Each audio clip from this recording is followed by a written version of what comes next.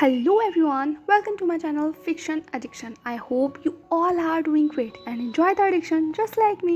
चलिए तो Want to Love Your Cold Heart का नेक्स्ट पार्ट स्टार्ट करते हैं. Let's start.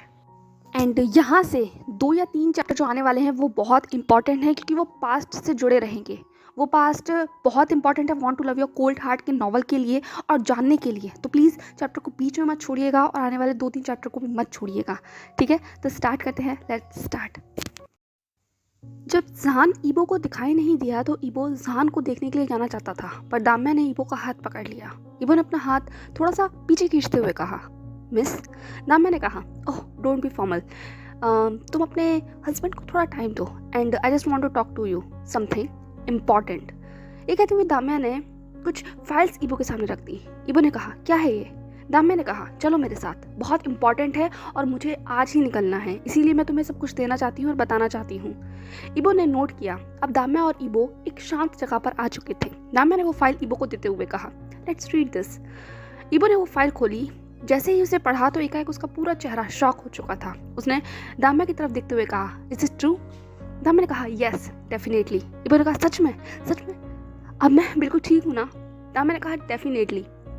जो कुछ भी तुम्हारी प्रॉब्लम्स थी तुम उससे अब कम ओवर हो चुके हो एंड या तुमने बहुत अच्छा किया. जितने भी टाइम में तुम्हारी साइकोलॉजिस्ट रही, आई मस्ट से कि तुम बहुत डेडिकेटेड थे. पहले तुमने बहुत नखरे किए बट बाद में मुझे पता है कि तुम्हारी होप तुम्हारा हस्बैंड है. जैसे ही वो तुम्हारी लाइफ में वापस आया तुमने अपने आप को बेहतर बनाने के लिए ठान लिया था. जो कुछ भी मैंने तुमसे कहा वो तुमने किया. I am very glad. Ebo ने कहा, थैंक यू सो मच. तुम नहीं जानती कि सब कुछ मेरे लिए कितना इंपॉर्टेंट है. मुझे पता है मेरी इंसोम्निया की शिकायत, डिप्रेशन, सब चीज़ से मैं डील कर रहा था. मेरा खुद पर कंट्रोल नहीं था. But after I read this मुझे लग रहा है कि मैं अब अपने जान के पास वापस जा सकता हूँ. दाम्या ने कहा, मुझे पता है कि तुम क्या चीज़ से डील कर रहे थे. लाइफ बहुत हार्ड होती है, हार्श होती है. कभी कभी रियलिटी इंसान को तोड़ कर रख देती है. वही तुम्हारे साथ हुआ. खैर, बस मैं अब ये चाहती हूँ कि तुम अपने हर डर से ओवरकम हो जाओ. वो तुम्हें कभी छोड़कर नहीं जाएगा. मैंने उसकी आंखों में देखा. ईबो रुक गया. दाम्या ने कहा, हाँ मैंने देखा आज उसकी आंखों में लड़ने की वही स्पिरिट थी. वो वापस आ चुका है ईबो. अब वो कमजोर नहीं है, वो फाइट बैक करना जानता है. ईबो ने कहा, आपको कैसे पता? दाम्या ने हंसते हुए कहा, हो कम ऑन, क्या तुम भूल गए हो कि मैं एक ट्रेंड साइकोलॉजिस्ट हूँ और ऊपर से स्पेशलिस्ट हूँ. तभी तो तुमने मुझे हायर किया था. एंड मैं पेशेंट को एक नज़र में देखकर ही बता सकती हूँ कि वो किस स्टेज पर है. और आई मस्ट से कि वो अपनी फाइनल स्टेज पर पहुँच चुका है. बस सब कुछ आखिरी मुकाम पर है. एक और स्टेप एंड वही पुराना जहान वापस आ जाएगा जिससे तुम प्यार करते थे. ईबो ने कहा, मैं हर रूप से प्यार करता हूँ. चाहे जहान किसी भी रूप में हो, मैं उससे प्यार करता हूँ. दाम्या ने कहा, हाँ डेफिनेटली मैं जानती हूँ. और वैसे भी उसके पास एक बहुत स्ट्रॉन्ग बैक है. उसे तो ठीक होना ही था. वो दोनों बात कर ही रहे थे कि तभी एक शख्स ने पीछे से कहा, कौन है वो स्ट्रॉन्ग बैक? जरा मैं भी तो जानूं. और किसके बारे में आप लोग इतनी गंभीर बातें कर रहे हैं जिसके लिए इतनी सुनसान जगह की आवश्यकता है?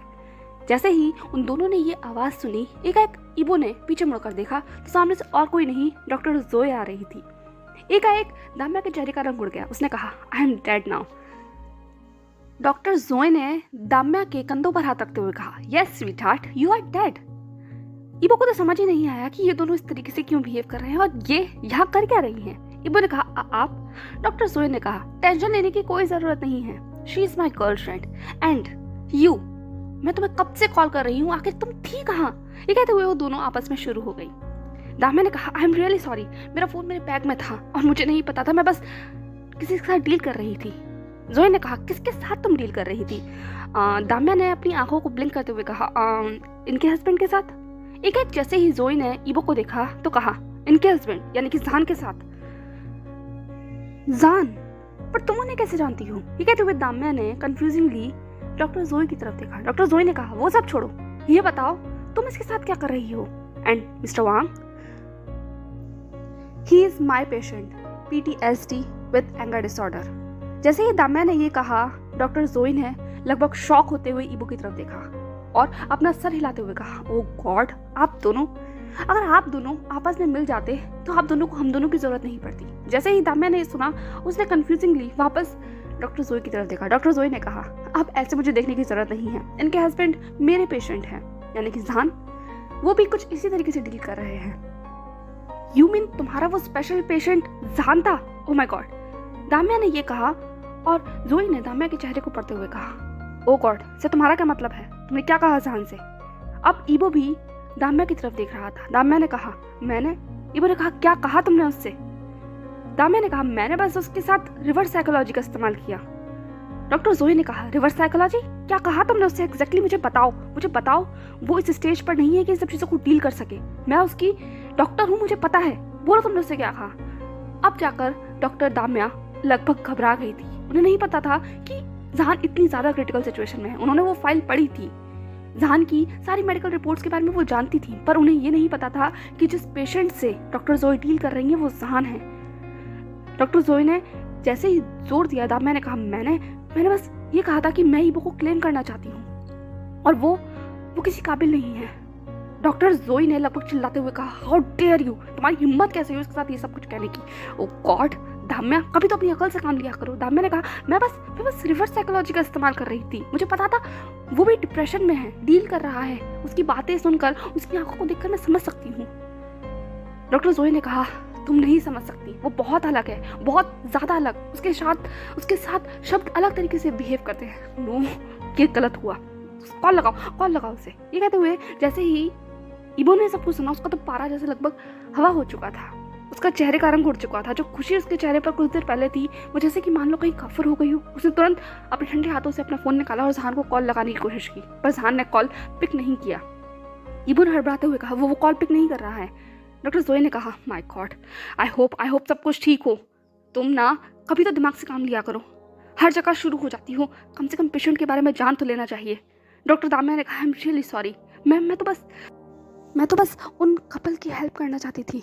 मैंने जहान को देखा था, मुझे लगा सिर्फ उसके अंदर कॉन्फिडेंस की कमी है, वो किसी चीज़ से बैक ऑफ हो रहा है, इसीलिए बस उसे पुल करने के लिए मैंने ये कहा ताकि वो स्ट्रांगली ईबो को डिफेंड कर सके। मुझे नहीं पता था। दाम्या ने कहा तो जोई ने उसके कंधों पर हाथ रखते हुए कहा, स्वीट हार्ट, कभी कभी वर्ड्स बहुत क्रूअल हो जाते हैं। कभी कभी वो नहीं होता जो हम सोचते हैं।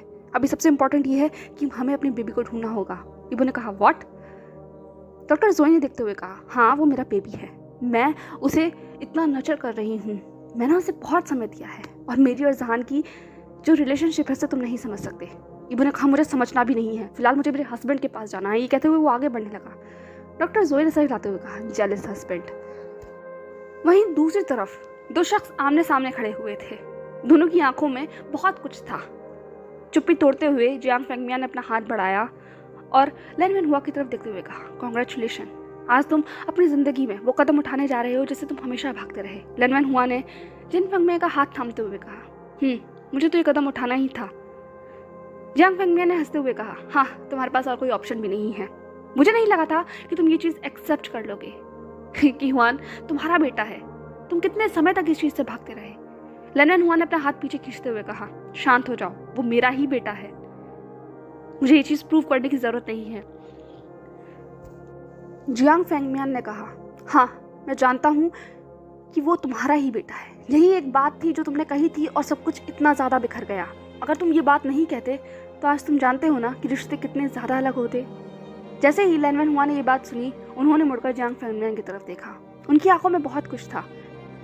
लैनवेन हुआ ने लगभग शॉक होते हुए कहा, तुम्हें कैसे पता चला? मतलब तुम इतने श्योर कैसे हो? जियांग फेंगमियान ने कहा, मेरी और तुम्हारी दोस्ती नई नहीं है, मैं तुम्हारी रग रग से वाकिफ हूँ। और मुझे कैसे पता चला? तो सुनो, अब यहाँ से एक फ्लैशबैक शुरू होता है। ये फ्लैशबैक वहीं से शुरू होगा जहाँ हमने आखिरी बार छोड़ा था। कुछ ग्रुप ऑफ स्टूडेंट्स किसी लड़की को बुली कर रहे थे।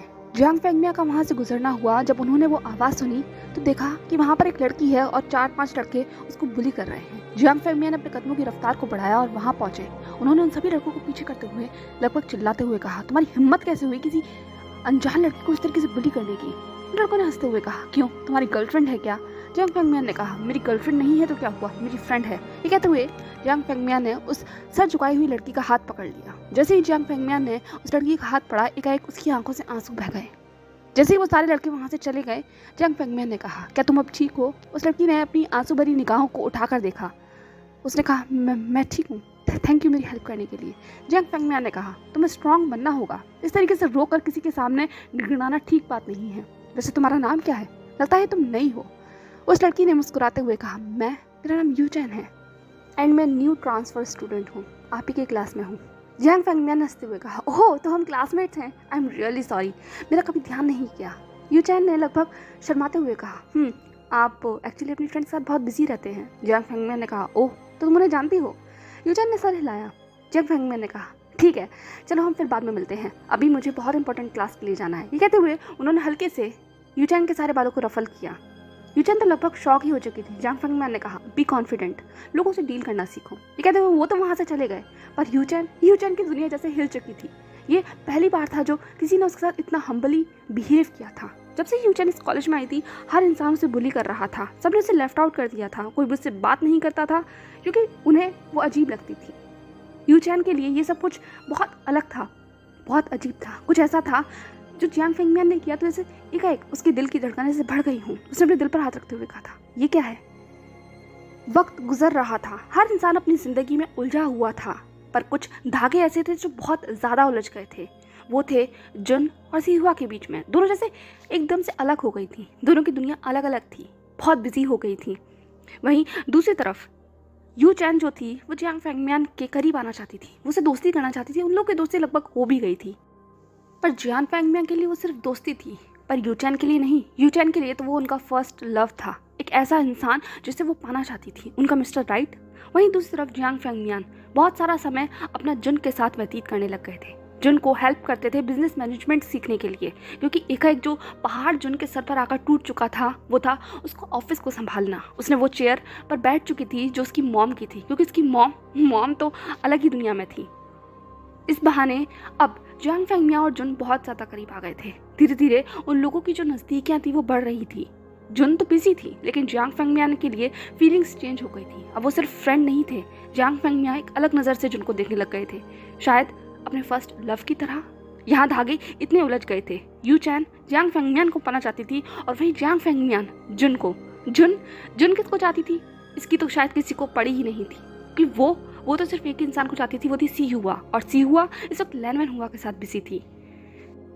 जब फाइनली जियांग फेंगमियान अपनी फीलिंग्स को लेकर कंफर्म हो चुके थे, तब तक आते आते कॉलेज में वैलेंटाइन डे आ चुका था। जियांग फेंगमियान ने डिसाइड कर लिया था कि वो आज तो जुन को प्रपोज कर ही रहेंगे। एक चांस तो वो अपने लव को दे ही सकते हैं, हो सकता है कि इस बार जुन उसे एक्सेप्ट कर ही ले। वैसे भी सिहुआ और जुन तो अब साथ है ही नहीं, क्योंकि वो लोग साथ दिखते ही नहीं थे, बहुत समय हो गया था उन दोनों को अलग अलग होते हुए। अपनी बेस्ट फ्रेंड को प्रपोज करना लगता है दुनिया का सबसे मुश्किल काम था। ये चीज़ जियांग फेंगमियान को रियलाइज़ हो चुकी थी। उनकी पूरी बॉडी कांप रही थी, हाथ पसीने से भरे हुए थे, वो बस अपनी लाइन को रिवर्स करने की कोशिश कर रहे थे। तभी ये खिलखिलाती हुई आवाज़ पीछे से आई, वो यू चैन की थी। यू चैन भी आज जियांग फेंगमियान को प्रपोज करना चाहती थी। वो भी घबराई हुई थी, थोड़ी सी परेशान थी, बट आज उसने अपना मन बना ही लिया था। वो इंट्रोवर्ट थी, बट जियांग फेंगमियान के साथ वो हमेशा अपनापन महसूस करती थी, तो वो अपने रिश्ते को एक लेवल ऊपर ले जाना चाहती थी। इसीलिए बहुत सारी होप लेते हुए वो जियांग फेंगमियान के सामने आकर खड़ी हो गई। पर जब जियांग फेंगमियान को परेशान होते हुए देखा तो उन्होंने पूछा, क्या हुआ? जियांग फेंगमियान ने कहा, थैंक गॉड तुम हो, मैं तो डर ही गया था, मुझे लगा जुन है। एक यू चैन रुक गई। यू चैन ने कहा, जुन? जियांग फेंगमियान ने कहा, हाँ my god, I am really stressed out. Yu Chan ने कहा, क्या हुआ मुझे बताइए। जियांग फेंगमियान ने कहा, हाँ तो तुम्हें तो मैं बताऊंगा ही, तुम तो मेरी बेस्ट फ्रेंड हो। खैर क्या तुम मेरी हेल्प कर सकती हो? यू चैन ने कहा, हाँ डेफिनेटली, बताइए ना। ये कहते हुए यू चैन ने अपना फ्लावर था जो पीछे छुपा लिया था, वो एक रेड रोज लेकर आई थी। जियांग फेंगमियान ने कहा, मैं आज प्रपोज करना चाहता हूँ। जैसे ही जियांग फेंगमियान के मुंह से ये लफ्ज निकले थे, यू चैन की वजह से पूरी दुनिया ही हिल गई थी। वो आज यहाँ जियांग फेंगमियान को प्रपोज करने आई थी, पर जियांग फेंगमियान किसको प्रपोज करना चाहते हैं? क्या वो है? उसके मन में एक अजीब सी धक धक हो रही थी। क्या जियांग फेंगमियान आज उसे प्रपोज करना चाहते हैं? पर इससे पहले कि वो आगे कुछ कह पाती, उसका वो ख्वाबों का जो सिलसिला था वो टूट चुका था, क्योंकि जियांग फेंगमियान ने एक कहा, आज मैं जुन को प्रपोज करना चाहता हूँ। ये कहते हुए उनके चेहरे के ऊपर बहुत सारी खुशी थी, उनकी आंखों में लगभग स्टार्स थे, बहुत सारा प्यार था। पर जैसे ही यू चैन ने ये नाम सुना था, एक उसका पूरा मन वो कसैला हो चुका था। जुन जुन, हाँ, यही नाम उसके दिमाग में गूंज रहा था। कौन है ये लड़की? आखिर कौन है ये शख्स जिसने उसके फर्स्ट लव को इस तरीके से छीन लिया? जियांग फेंगमियान ने कहा, हाँ मैं आज उसे प्रपोज करना चाहता हूँ, मैं उसे बहुत प्यार करता हूँ, बहुत ज़्यादा। वो मेरी फर्स्ट लव है, मुझे नहीं पता कि वो मुझे एक्सेप्ट करेगी या नहीं, बट मैं बहुत ज़्यादा कन्फ्यूज़ हूँ। मैं देखो मैं बोल भी नहीं पा रहा। ये कहते हुए जियांग फेंगमियान बहुत कुछ बोलने लगे, पर यू चैन का तो जैसे सब कुछ एक पल में फीका हो गया था। पर वो अपने टूटे हुए दिल को जियांग फेंगमिया को दिखा नहीं सकती थी। तो उसने कहा बेस्ट ऑफ लक। ये कहते हुए वो तो वहाँ से चली गई, पर जियांग फेंगमिया को समझ नहीं आया कि आखिर हुआ क्या। जियांग फेंगमिया बस अपने नर्वसनेस को लेते हुए आगे बढ़ने लगे, पर कॉलेज में तो अलग ही सीन हो रहा था। एक बहुत बड़ा ग्रुप इकट्ठा हो चुका था, लगता है बीच में कुछ इंटरेस्टिंग हो रहा था। ये सोचते हुए जियांग फेंगमिया ने अपने कदमों को आगे बढ़ाया, पर जो आवाज़ उन्होंने सुनी वो उनके कदमों की रफ्तार को और बढ़ाने के लिए काफ़ी थी, क्योंकि वो जुन की आवाज़ थी। जैसे ही जियांग फेंगमिया वहाँ पहुँचे तो आगे का नज़ारा बहुत बहुत अलग था। जुन के सामने एक लड़का बैठा हुआ था अपने घुटनों पर, उसके हाथ में रेड रोज था और वो जुन को प्रपोज कर रहा था। उसने कहा I love you my sweet heart, जब से मैंने तुम्हें देखा है बस सिर्फ तुम्हारा ही हो गया हूँ। वही प्ले बॉय वाला अंदाज। और ये लड़का कोई और नहीं बल्कि उस यूनिवर्सिटी का सबसे बड़ा प्ले बॉय था, और जिसका नाम था जू चाओ। जू चाओ, हाँ ये जू चाओ था जो जुन को पहली ही नज़र में देखकर पसंद कर चुका था। वो भी न्यू ट्रांसफ़र स्टूडेंट था और बाय एक्सीडेंटली वो यहाँ पर यू चैन का कज़न ब्रदर था, पर ये बात किसी को पता नहीं थी। वो दोनों आपस में भी बात नहीं करते थे, पर जू चाओ का दिल था वो जुन पर आ चुका था। जुन लगभग शॉक हो चुकी थी। उसे प्रपोजल मिलते रहते थे, पर कोई कभी इतना बोल्ड नहीं हुआ कि पूरे कॉलेज के सामने उसे प्रपोज कर ले। जुन ने उसकी फ्लावर को लिया और वहीं डस्टबिन में फेंकते हुए कहा सॉरी मिस्टर, बट मैं ऑलरेडी टेकन हूँ। ये कहते हुए उसने सीहुआ का हाथ पकड़ा और उसे आगे खींचा। सीहुआ वहीं पर खड़े होकर शायद तमाशे को देख रही थी। जब जुन ने एकाएक उसका हाथ खींचा तो वो थोड़ी सी घबरा गई। उसने लगभग हिचकते हुए जुन की तरफ देखा। जुन ने सीहुआ की तरफ देखते हुए कहा ये मेरी गर्लफ्रेंड है। ये कहते हुए जुन ने हल्का सा पैक सीहुआ के लिप्स पर दिया। सीहुआ तो पूरी तरीके से शॉक वहाँ खड़ी रह गई थी। उसकी चेहरे के सारे हाव भाव बदल गए थे। कोई स्टैचू क्या होता है, बिल्कुल इस वक्त सीहुआ ऐसी ही लग रही थी। उसे एम्बेरसमेंट हो रही थी, पूरे कॉलेज के सामने जुन से कैसे किस कर सकती है। वहीं दूसरी तरफ जो जू चाओ थे वो भी हक्के बक्के हो चुके थे। उन्हें अंदाजा नहीं था कि जुन एक लेस्बियन हो सकती है। उन्होंने कहा कट द क्रैप, मुझे पता है कि तुम मजाक कर रही हो, तुम दोनों कैसे साथ हो सकती हो, तुम तो लड़की हो ना। जुन ने कहा हाँ तो क्या हुआ, कभी लेस्बियन कपल के बारे में नहीं सुना तो सुन लो और देख भी लो। हम दोनों कपल हैं, ये मेरी गर्लफ्रेंड है और अभी से नहीं बचपन से, ठीक है। तो अब अपने सारे क्रैप को लेकर साइड हो जाओ क्योंकि तमाशा बहुत हो चुका है। ये कहते हुए जुन सीहुआ का हाथ पकड़कर आगे खींचते हुए ले गई। वही दूसरी तरफ जू चाओ भी उसको जाते हुए देख रहा था। जू चाओ ने कहा ओह गॉड, ये तो सच में मसला हो गया। साथ में उसके दो दोस्त भी उसके आगे पीछे आके खड़े हो चुके थे। उन्होंने कहा भाई तेरी गर्लफ्रेंड तो बनने से पहले ही कहीं जा चुकी है। जू चाओ ने कहा तुमने क्या मुझे कच्चा खिलाड़ी समझ रखा है, मैं इस लड़की को पाकर रहूंगा। ये लड़की सबसे अलग है और ये सब कुछ बकवास है। लड़कियां आपस में कैसे प्यार कर सकती हैं, ये तो सिर्फ मेरी ही होगी। ये कहते हुए जू चाओ के जो आंखों में थी वो अलग ही शार्पनेस नजर आ रही थी जुन के लिए। वहीं दूसरी तरफ जियांग फेंगमिया के जो हाथ में रोज था वो नीचे गिर चुका था। वो तो जुन को प्रपोज करना चाहते थे, पर ये चीज क्या थी। किसी का दिल टूटा था तो किसी को नई उम्मीद मिली थी। कोई आगे बढ़ना चाहता था तो किसी के दिल में अजीब से अरमान जाग चुके थे। यहाँ 4 शख्स थे जो अलग अलग सोच रखते थे। पहला शख्स था जियांग फेंगमिया जिसका सपना अभी भी टूटा था जुन को पाने का। दूसरा था यू चैन जो अपने लिए एक मौका तलाश रही थी जियांग फेंगमिया को उस तरीके से देखकर कि जुन ऑलरेडी जा चुकी थी, यानी कि अब उसके लिए पोजीशन खाली थी। वहीं दूसरी तरफ एक जिन थी जो इस वक्त जू चाओ को देख रही थी। जू चाओ को एक कॉन्फिडेंट अंदाज उसे बहुत पसंद आया था। वो लगभग जू चाओ को पसंद करने लग गई थी। और वहीं चौथा जो शख्स था वो था शाओबी। शाओबी भी ये सब कुछ देख रहा था। उसे पता नहीं क्यों पर बहुत बुरा लग रहा था। उसे अच्छा नहीं लगा जिनने जो कुछ भी किया।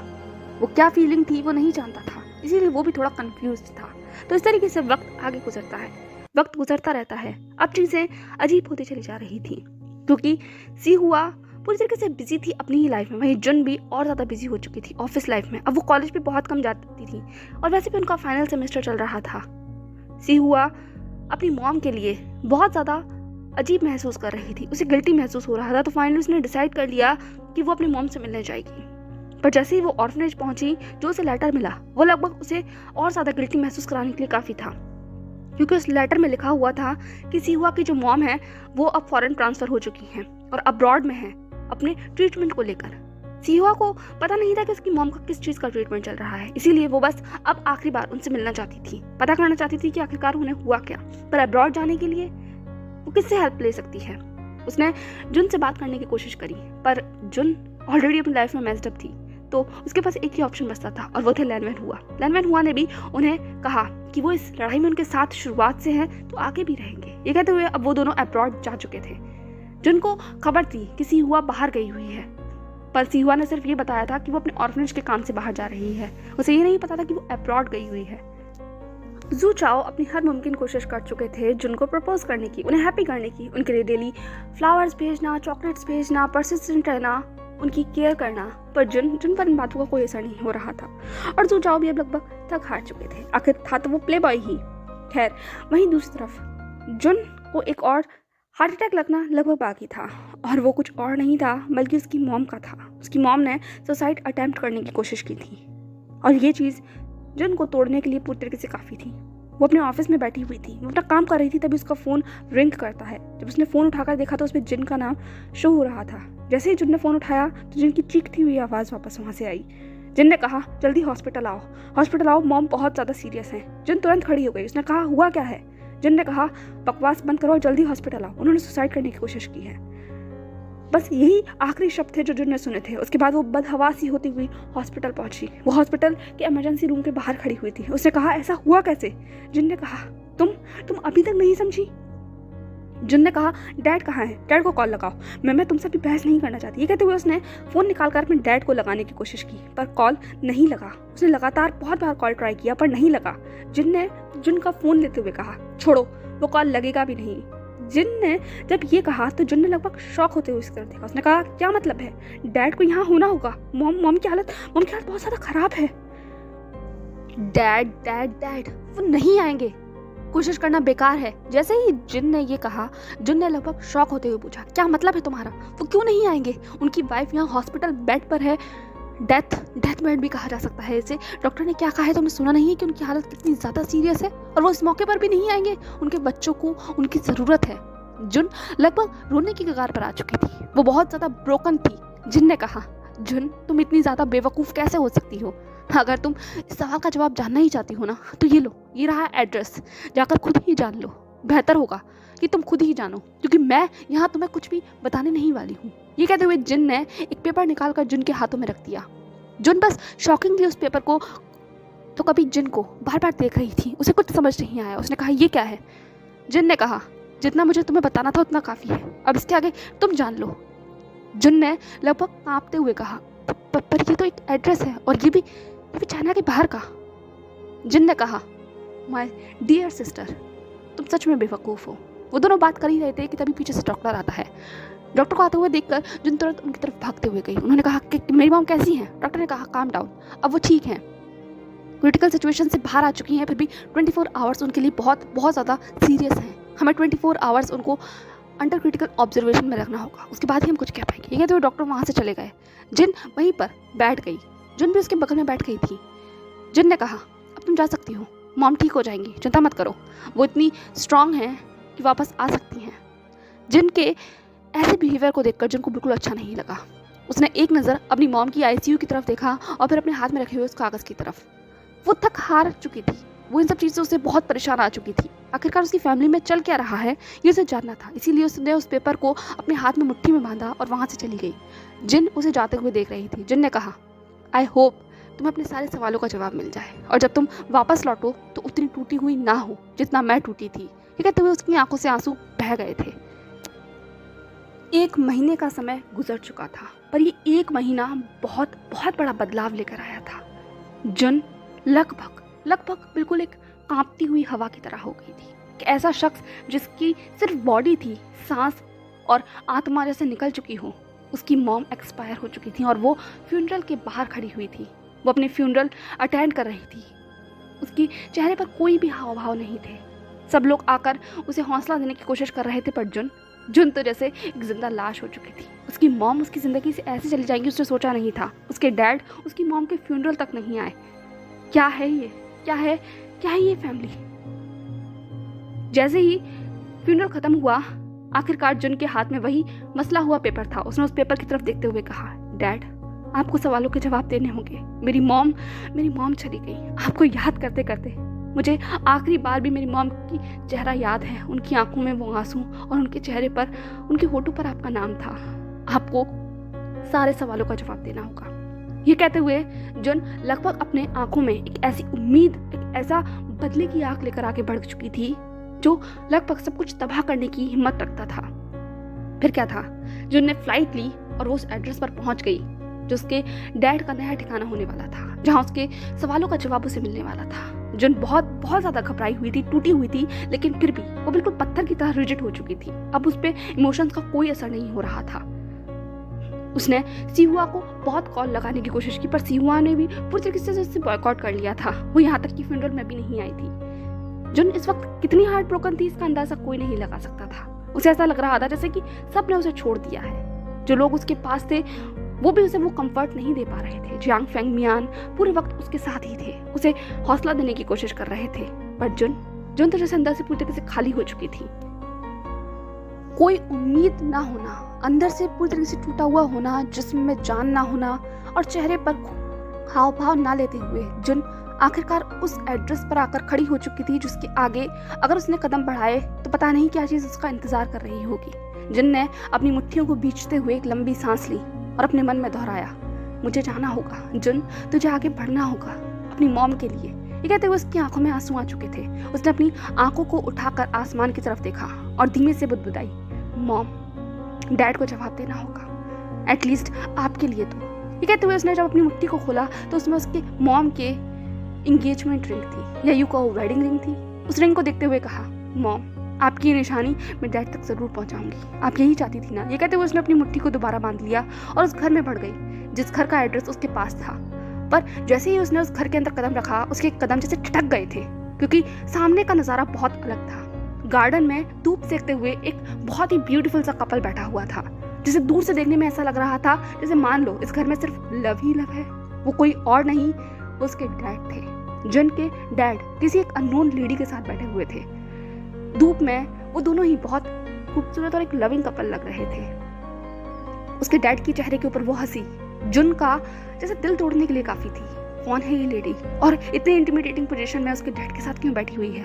जुन को ज्यादा समय नहीं लगा सोचने में, नहीं समझने में, क्योंकि बाहर जो नेम प्लेट लगी हुई थी वो नेम प्लेट बताने के लिए काफी थी। कितने खुश हैं उनके डैड। लगता है एक नया आशियान बनाने के बाद वो ये भूल गए हैं कि उनका एक और आशियां है जो यहाँ से बहुत दूर है, जो कि पूरी तरीके से अब उजड़ चुका है। उनकी वाइफ एक्सपायर हो चुकी हैं, जा चुकी हैं इस दुनिया से, पर इन्हें कोई फ़र्क नहीं है। इन्हें ये भी याद है कि इनके 2 बच्चे भी हैं जो इनके इंतज़ार में हैं कि उनके डैड आकर उन्हें थामेंगे, गले लगाएंगे। ये सारे ख्यालात इस वक्त जुन के दिमाग में चल रहे थे।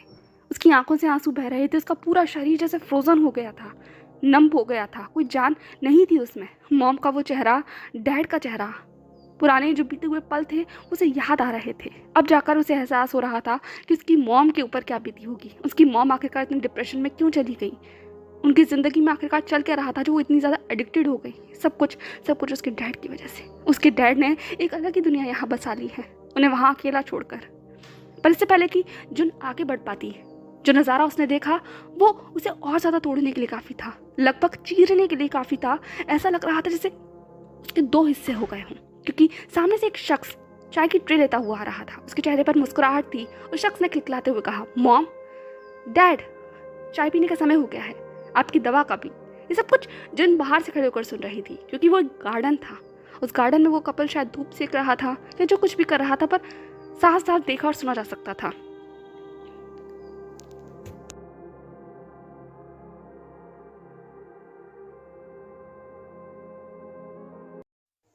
हे एवरीवन, कैसे हैं आप लोग? आई होप आप सभी लोग ठीक होंगे। मानती हूँ ये चैप्टर बहुत ज़्यादा सैड था, बट दैट्स ऑल। क्या कर सकते हैं आप। खैर, आगे आने वाले चैप्टर को ज़रूर सुनिएगा। मुझे पता है कहीं ना कहीं आप लोगों का इंटरेस्ट जा रहा है, but believe me, that's the demand of my novel. But please, जैसे आप लोगों ने पहले सपोर्ट किया था, भरोसा बनाए रखा था, वो बनाए रखिएगा। चीज़ें जब उलझती हैं तो सुलझने के वक्त में आदमी को कभी कभी बोरियत हो सकती है, but please give me some time, okay? So देखते हैं आगे क्या होने वाला है। तब तक के लिए stay safe, stay happy, follow for more, don't forget to subscribe my channel and comment section में ज़रूर बताइएगा कि आपको आज का चैप्टर कैसा लगा। Bye bye. एंड क्या आप लोग गैस कर पाए कि जुन ने किसको देखा होगा? अगर गैस कर पाए हों तो मुझे डेफिनेटली कमेंट सेक्शन में बताइएगा, ठीक है? बाय।